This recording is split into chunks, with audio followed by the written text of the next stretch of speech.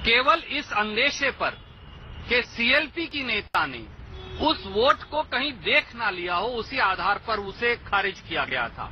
पर यहां स्पष्ट केस जो है वो यह है कि इन दोनों विधायकों ने वोट डालने के बाद बजाय पार्टी के इलेक्शन एजेंट के भाजपा के राष्ट्रीय अध्यक्ष, केंद्रीय मंत्री और इंडिपेंडेंट कैंडिडेट को वोट दिखाया। किसी हालत में किसी कानून के तहत ये वोट मंजूर नहीं हो सकता, ये खारिज होना चाहिए। मैं मेरे सहयोगी आरपीएन सिंह जी से कहूंगा कि और जो बात हुई उसकी चर्चा वो आपसे करें। चुनाव आयोग ने क्या आश्वासन दिया?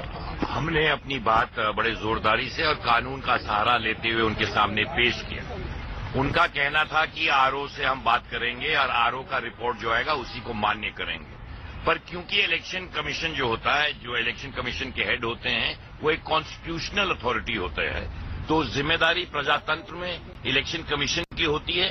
हमने उनसे कहा है कि ये इलेक्शन रोका जाए, वो वीडियो को मंगवाकर उसको देखें और अगर वो संतुष्ट होते हैं कि वो वोट उन्होंने अगर नहीं दिखाए हैं तभी उनका वोट गिनना चाहिए। हमने जितनी बातें कहनी थी जोरदारी से रखी हैं और हमने प्रजातंत्र की गुहार की है और मुझे विश्वास लगता नहीं कि प्रजातंत्र की बात भारतीय जनता पार्टी के जब प्रदेश अध्यक्ष स्वयं वहां उपस्थित होकर और प्रजातंत्र की धज्जियां उड़ रही हो।